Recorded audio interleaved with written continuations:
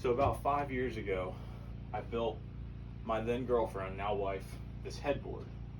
This was one of the first woodworking projects I've ever completed on my own.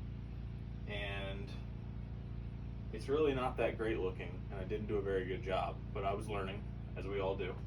And it has been in the guest bedroom of our house since we've owned it, which now is becoming a nursery because we are expecting our first child, and we no longer have a use for this. So my plan was to throw it away, but my wife insists that it has a lot of sentimental value to her, and she wants to keep it. So I was thinking, what can I do with it? And I realized, well, we're gonna try to make it into a king headboard. So bear with me as we take that on. So as you can see, it has LED lighting all through the back of it. Also, look at this, look at the nails. Talk about inexperienced. So the first step is I'm gonna take all this lighting out of it.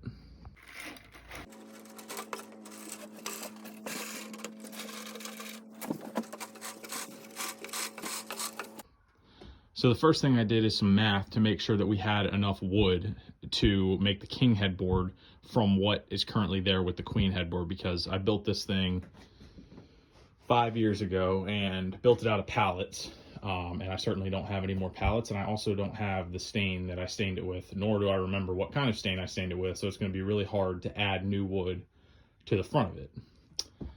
So I had a feeling that this would work because the king headboard is going to be much shorter than the queen headboard, as you can see, even though it is wider.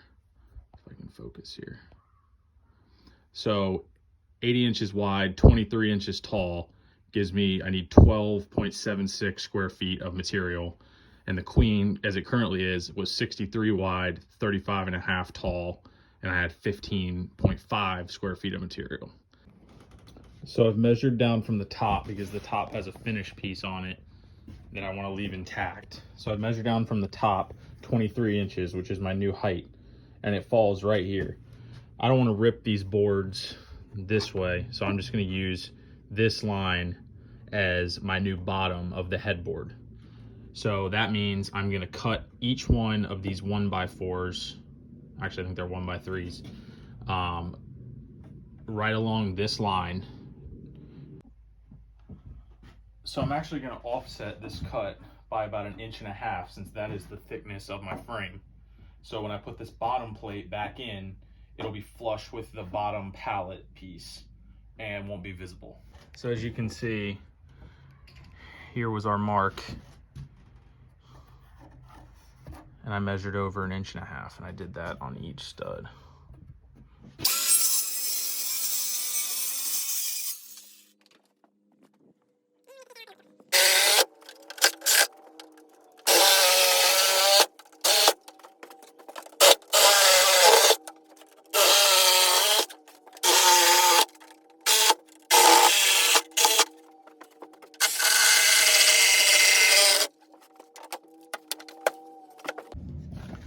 All right, so we cut this off flush. These are the pieces that went on the bottom side here that I had to remove since I had to cut in between them, but I will reattach them after we cut and add a base of the frame here. But first, we need to extend it width-wise. So let's get working on that. All right, so we're cutting a new bottom plate, so we got to get into the lumber pile.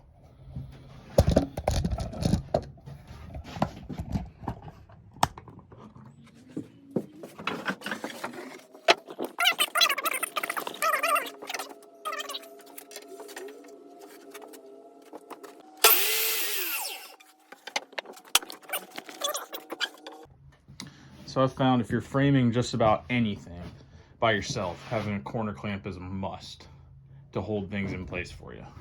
So we're just gonna go ahead and start attaching this bottom plate.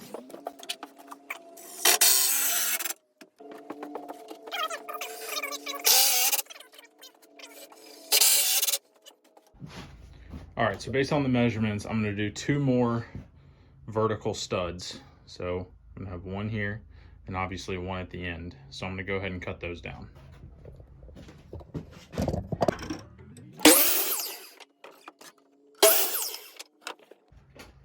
For my new top plate extension piece here, instead of just trying to take a wild guess, I'm gonna go ahead and clamp my final piece in here and then take a measurement to the top of it.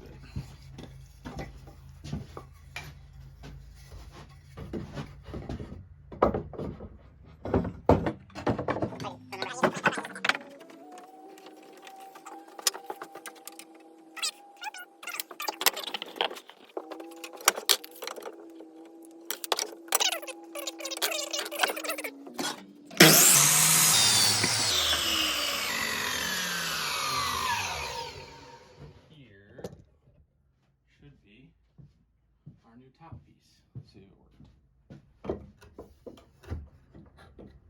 It didn't. Apparently, I don't know how to measure.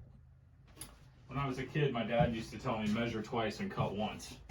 But I guess I didn't understand what he said. I thought it meant measure once and cut twice. So that's what I've done here, and very often in my woodworking projects. But second time it fits. So let's go ahead and get this fastened, and then we can add that last stud.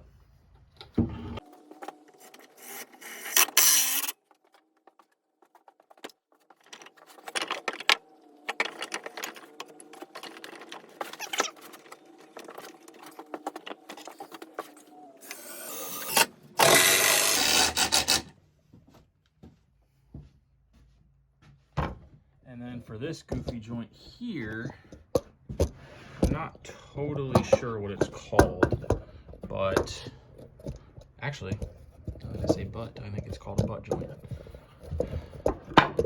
Let's just call it a sketchy joint.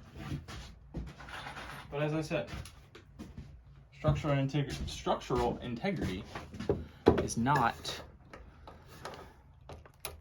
always as important as some people would make you like to think it is.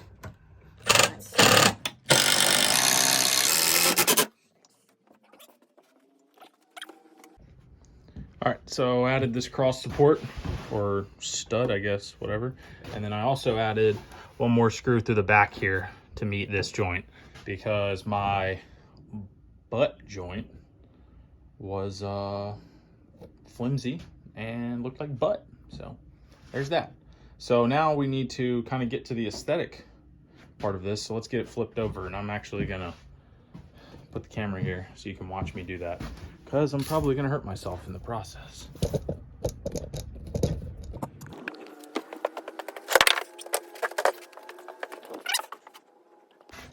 So the first thing I'm gonna do is go ahead and remove these boards that came loose when I was working on the frame and get all the nails out of them so I can reattach them.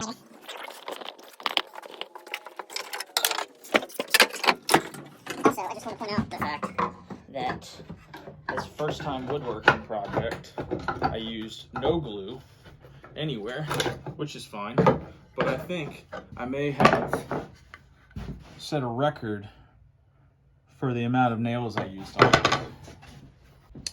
All right, so here's the piece that I cut off, and I need to try to salvage all of this wood to reuse on the top, which is sitting over there. So the goal here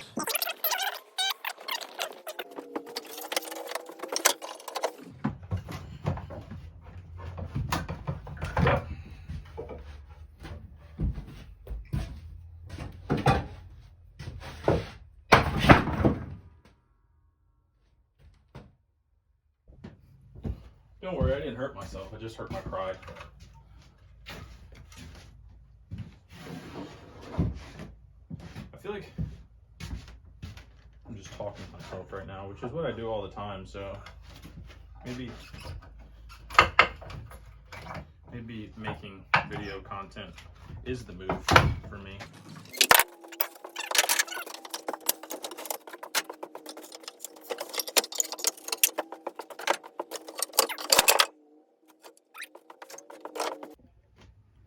So this next part of the project, which is by far the least exciting, and I won't make you watch the whole thing, is called nail removal.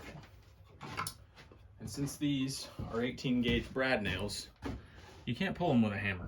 So you pretty much take a pair of wire snippers in a trash can and cut them one at a time.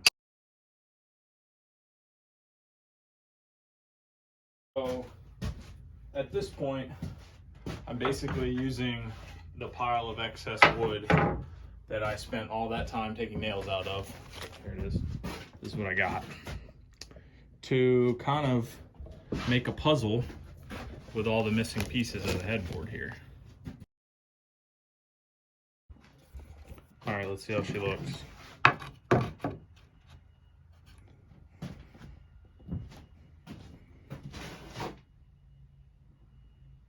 Nice. So before I nail this down, I'm gonna make a quick mark on my underside here and cut this down because I need all the boards to be flush with this edge piece so I can match that side. All right, so now that I have this piece test fitted, I'm gonna go ahead and attach it, this time with some wood glue as well as nails.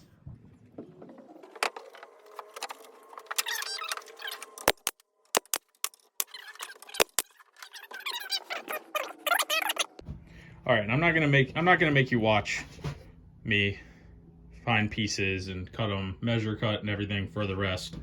But essentially what I'm doing is finding the gaps, putting a piece in there, making a mark where I have support behind it and cutting it right down the middle of the support. That way I can add some nails here, and then the next piece, which is gonna butt up against it, can also have nails into that support. This is also how you hang drywall, just for fun fact.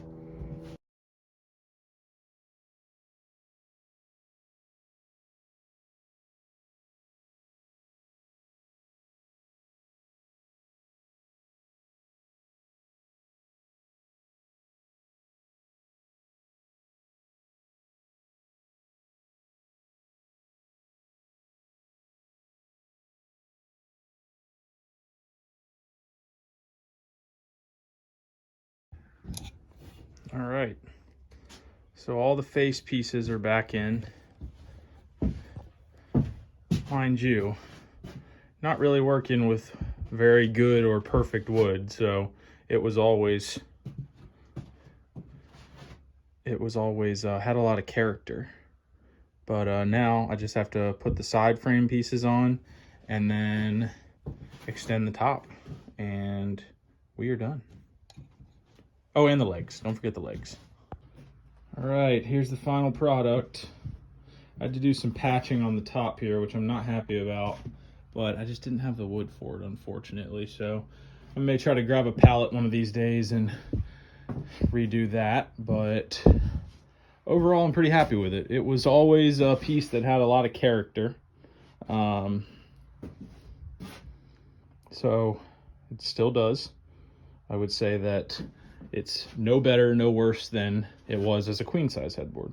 So let's build some legs for it real quick and get it in the house. And here is the finished product. Pretty happy with the way this turned out. As I mentioned, ran out of wood for the top, which I'm not overly happy about, but my wife likes it, and you know what they say, happy wife, happy life. Thanks for watching.